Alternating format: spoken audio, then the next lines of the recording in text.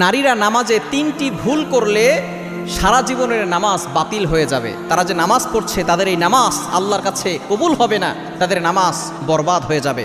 আমরা আলহামদুলিল্লাহ অনেকেই নামাজ পড়ি, অনেক মা বোনেরা নামাজ পড়ে, কিন্তু তাদের এমন কিছু ভুল আছে যে ভুলের কারণে তাদের সারা জীবনের নামাজ বরবাদ হয়ে যাচ্ছে।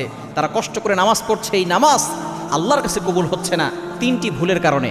নাম্বার 1, 1 নাম্বার হচ্ছে নারীরা যদি এমন হিজাব পরে যে হিজাবের পরেও তাদের চুলের কোনো অংশ বের হয়ে থাকে, তাহলে কিন্তু তাদের নামাজ আল্লাহর কাছে কবুল হবে না।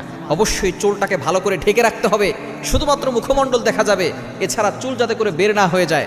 অনেক মা বোন তো এমন আছে শুধু নামাজের সময় না, তারা বাহিরেও চুল খোলা রেখে তারপরে হাঁটে।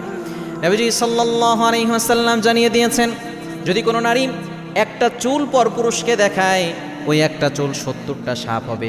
এক একটা সাপের মাথা হচ্ছে উটের মাথার মতো, এক একটা সাপের দেহ লম্বায় হবে সুপারি গাছের মতো, মোটায় হবে